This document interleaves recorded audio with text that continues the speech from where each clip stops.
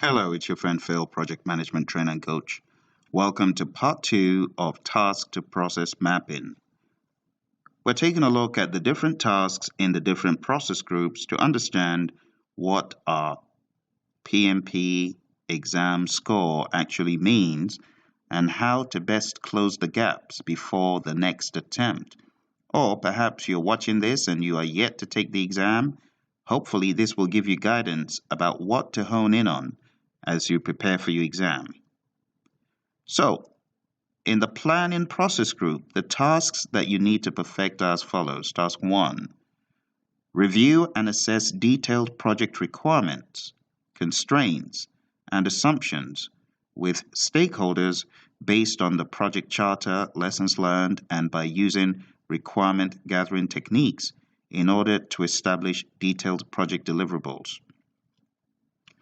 So when you take a look at this, the term detailed project requirements is important because at this point, we're not talking about the project charter.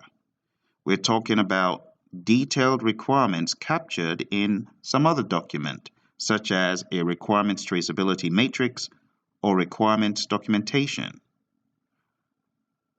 So review and assess detailed project requirements, constraints, and assumptions also alludes to reviewing details of constraints and assumptions which exist in your project scope statement.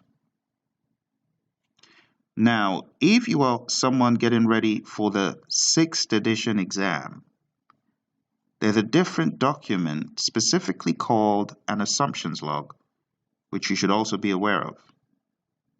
If you're taking a 5th edition exam, you should be aware of the project scope statement.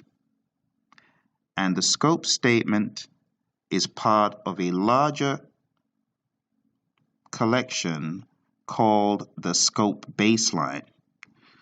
So as you read through these lines, you also need to be accounting for all associated documents or higher level repositories of these various documents. So review and assess detailed project requirements, constraints, and assumptions, which alludes to your scope statement, with stakeholders.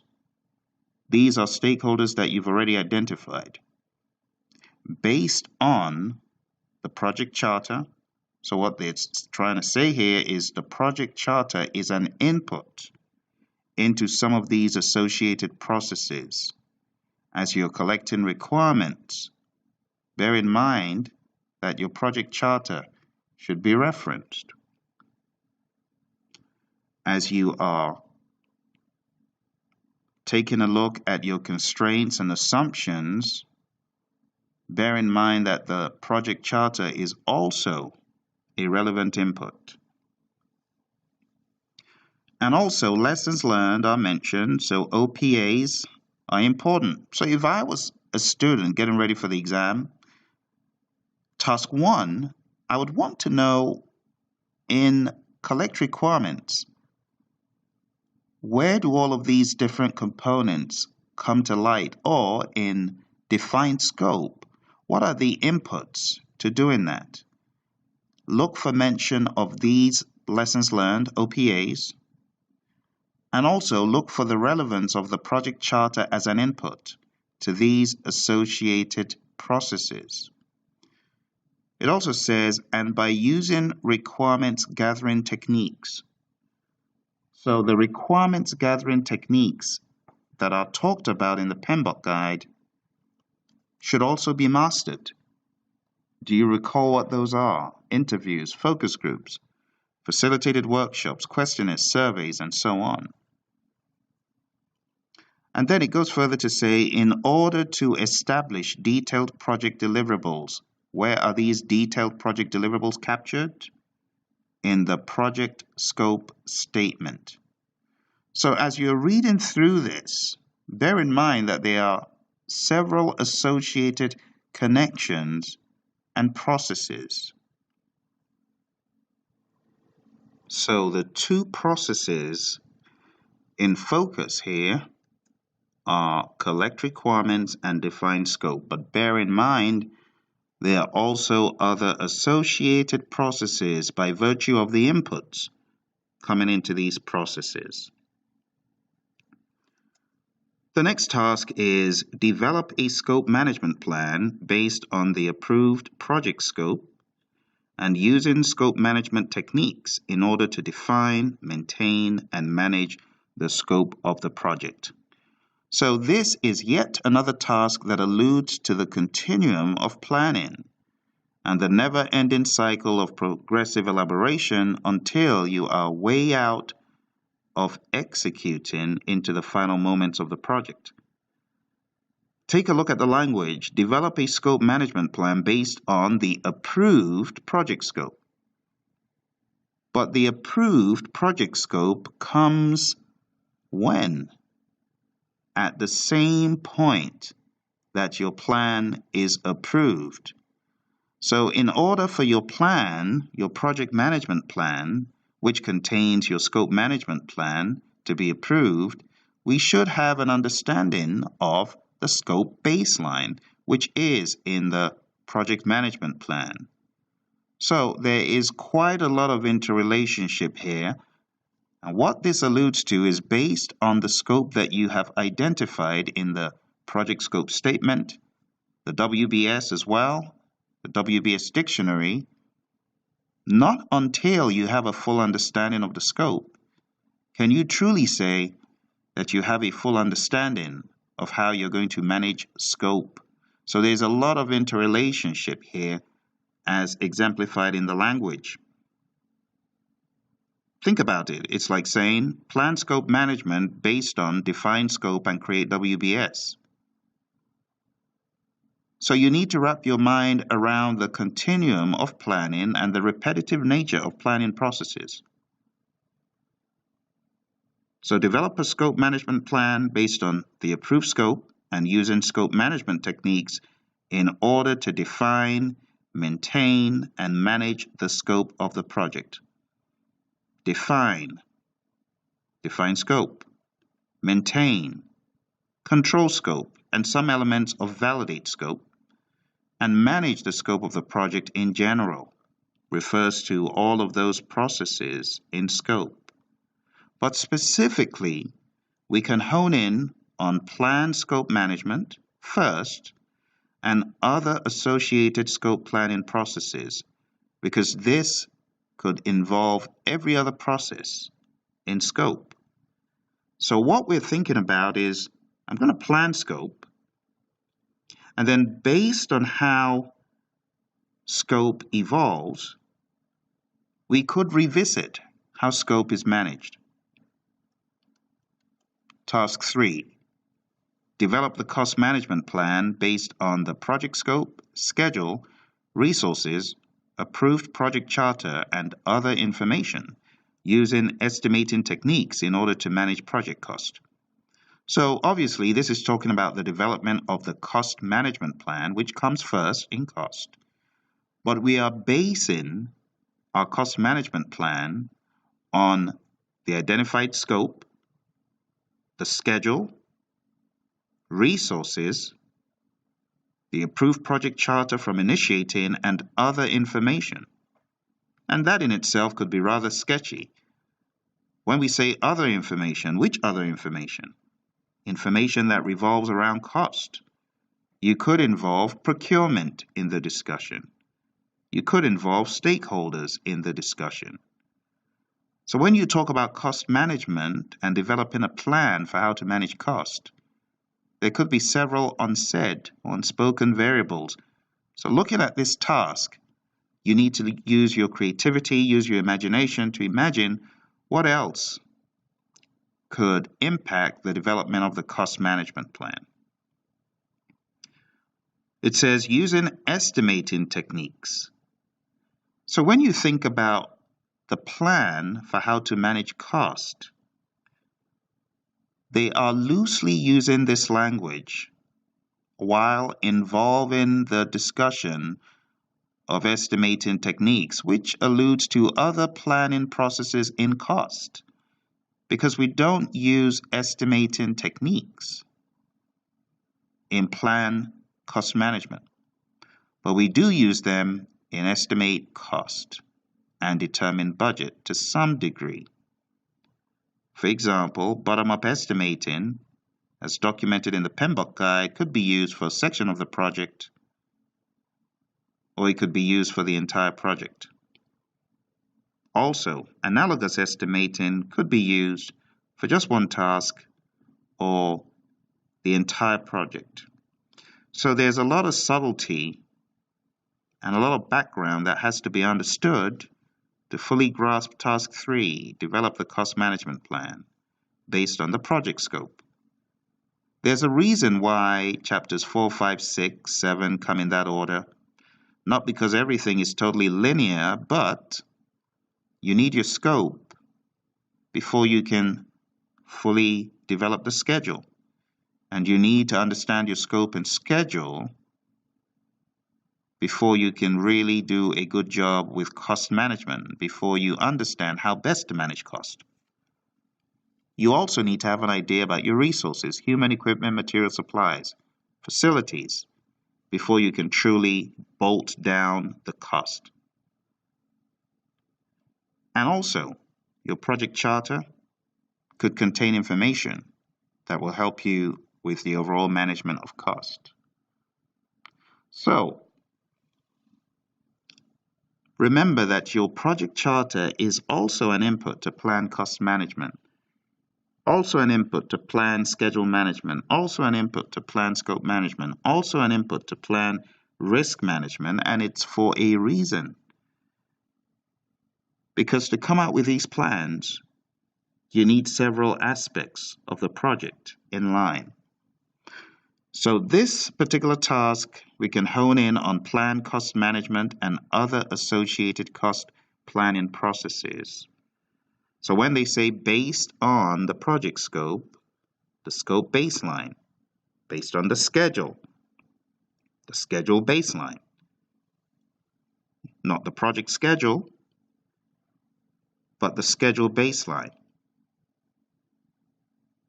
When your project has gone live, if you need to revisit this, you could talk about the project schedule being used to sharpen the saw regarding this plan. And it goes further to say approved project charter and other information, as I discussed previously. Taking a look at Task 4, develop the project schedule based on the approved project deliverables and milestones, scope, and resource management plans in order to manage timely completion of the project. So you see that cost, Task 3, came first and then the project schedule. But in reality, Task 4 contains elements done before Task 3. Your project charter also contains high-level schedule. So as you're reading through these tasks, you need to be combining all of the other information that is relevant or similar.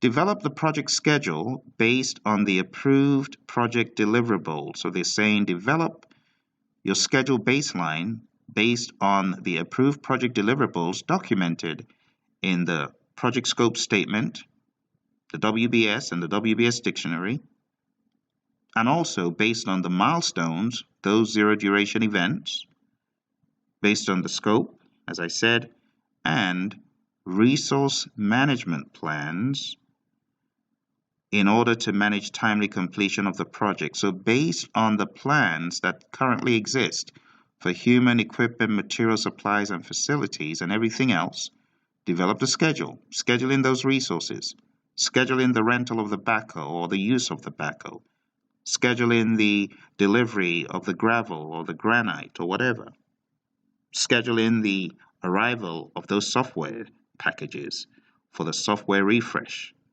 and so on and so forth. So your project schedule is based on real information as highlighted here. And the relevant process is develop schedule and other associated processes. Moving on to the next task, Task 5. Develop the resource management plan and I've edited this to read in that fashion. For those taking the 6th edition, if you're taking the 5th, you can put the word human in front of resource. Develop the resource management plan by defining the roles and responsibilities of the project team members in order to create a project organizational structure and provide guidance regarding how resources will be assigned and managed. So when you take a look at this refers to the development of that resource management plan by defining the roles and responsibilities in either a RACI chart or an org chart or position description document. As you are defining resources, remember you've got various documents that could be used to define roles and responsibilities. When we talk about the RAM, the Responsibility Assignment Matrix, we talk specifically about a RACI chart. And the RACI chart, Responsible, Accountable, Consult, Inform, is a chart that identifies different responsibilities and those resources that are responsible for those responsibilities. We also have the org chart, that hierarchical breakdown of different resources and who they ultimately report to. Now, it is worth knowing that the RAM, or the RACI chart, is actually developed from a WBS, standing upright, and an OBS, that is turned on its side, an organizational breakdown structure. And the intersection of the work packages and those resources or departments forms a grid that gives you a RAM, and that RAM could be further developed in the form of a RACI chart. So task 5 is all about the resource management plan, or if you will, the human resource management plan if you're taking the 5th edition, and you really need to know every single bit of information that is inside it. Everything pertaining to resource histograms, resource description, roles and responsibilities clarified, staffing management plan, staff release plan, all that information is very important. Now, the subtleties of differences between a staffing management plan and a staff release plan, which one is in the other? Ultimately, they all live in a bigger plan, and that lives in a bigger plan. All of these relationships need to be understood. So specifically, we're talking about the plan resource management process, or plan human resource management, if you will, if you're in the 5th edition. Our next task, develop the communications management plan based on the project organizational structure and stakeholder requirements in order to define and manage the flow of project information. So right off the bat, this is talking about the plan communications management process. Obviously, it's developing that plan based on the org structure. Based on the org structure, we could come out with a plan that prohibits the flow of information to certain individuals or enhances the flow of information to other individuals. It also talks about stakeholder requirements. What do your stakeholders really need? Based on that, you craft your communications management plan. And that's why as you're doing that, you have your stakeholders in mind. So if I was studying for the exam, I would look for the anchor of stakeholders to communications in either the inputs, tools and techniques, or somehow implied as you're studying the outputs. The main purpose, of course, of your communications management plan is to define and manage the flow of project information. How will information flow? PM to stakeholders, or is it workers, team members to stakeholders? It really depends, but your plan tells you that. The next task you should be able to perform is develop the procurement management plan based on the project scope, budget, and schedule in order to ensure that the required project resources will be available. So when you take a look at this, it's obviously talking about plan procurement management. For this task, you need to be able to anchor back the relevant inputs that contain scope, budget, and schedule information. You should also remember that before you contract with a subcontractor, you should understand their availability. The next task is task 8. Develop the quality management plan and define the quality standards for the project and its products based on the project scope, risks, and requirements in order to prevent the occurrence of defects and control the cost of quality. So this could be taken a lot deeper than it is on the surface, but this is obviously talking about the plan quality management process. Well, let's read through it a little bit more. Develop the quality management plan and define the quality standards, which of course are documented in the quality management plan, for the project and its products.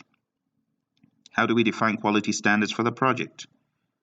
Could be based on requirements, could be based on standard operating procedures and its products. That could be based on stakeholders, based on the customer. It then goes further to say based on the project scope. So at this point, you have some idea of the scope, hopefully a very close to finished idea of the scope, but that could change as you examine quality.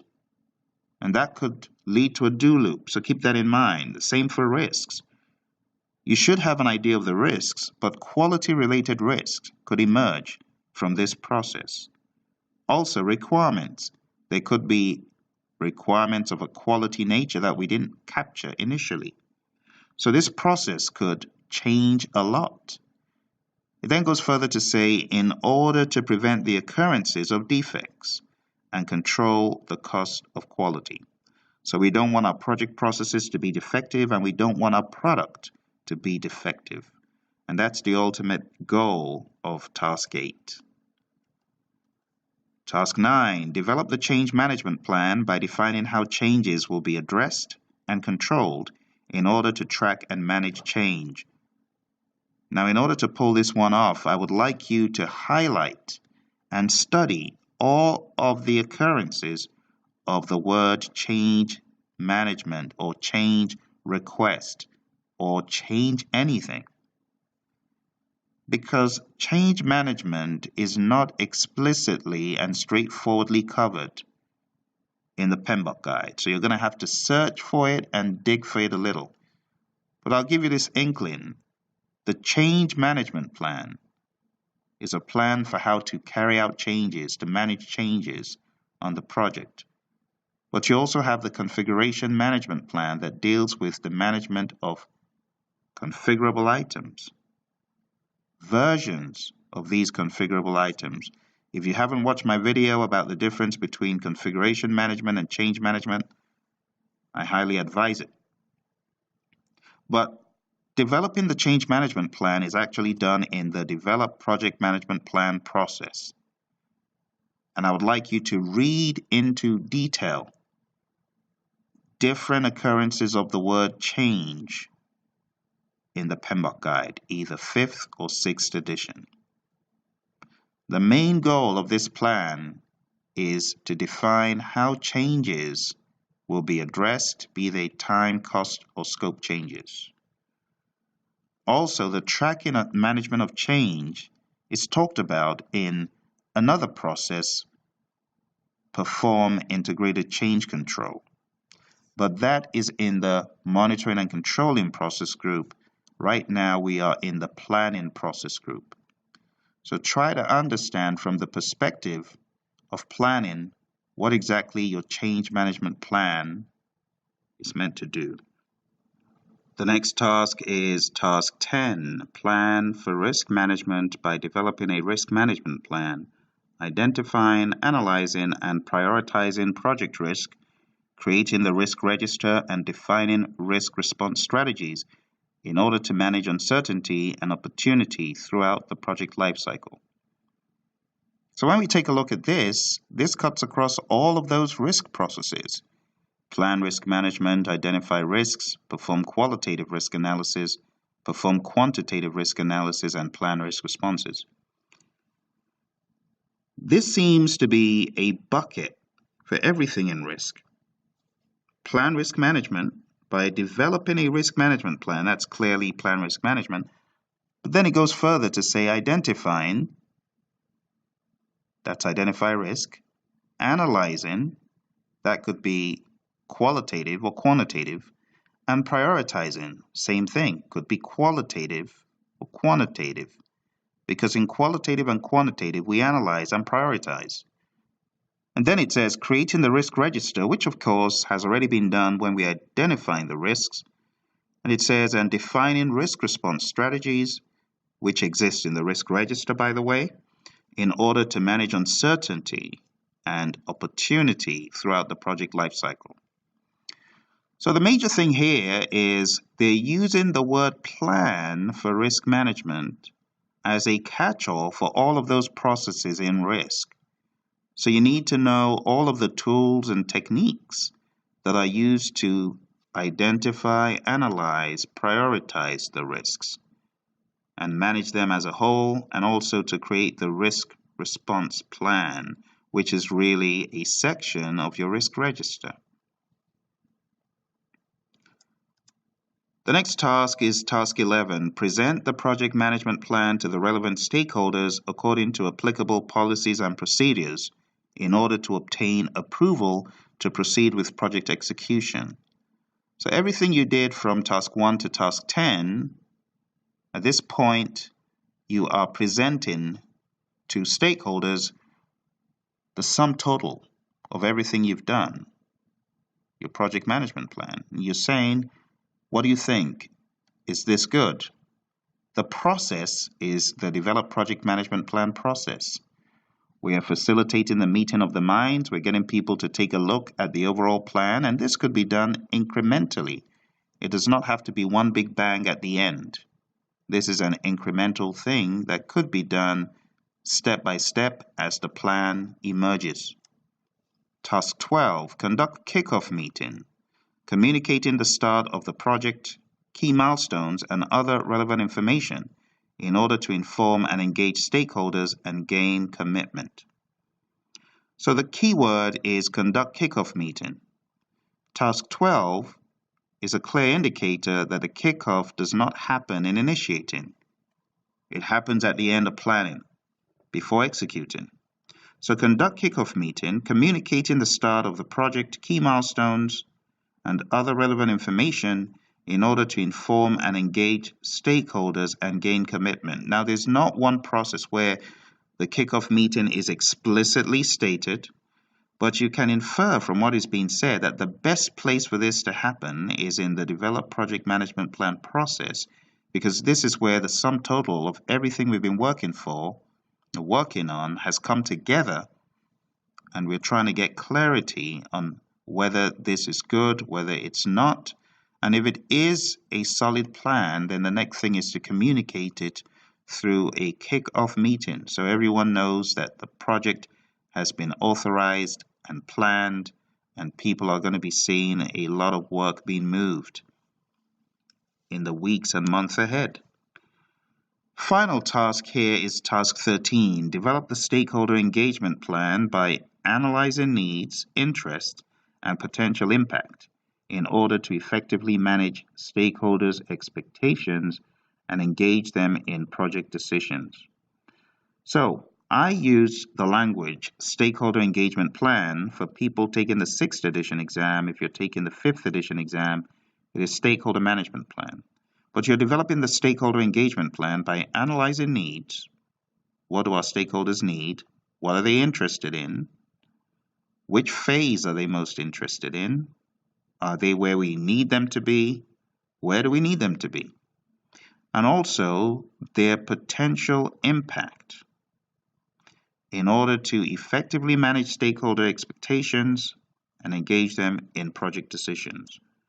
So your stakeholder engagement assessment matrix is an important one, and this is done In the 5th edition, you would call it planned stakeholder management, but in the 6th, you would call this planned stakeholder engagement. And that concludes our review of tasks needed to ace planning on the PMP exam.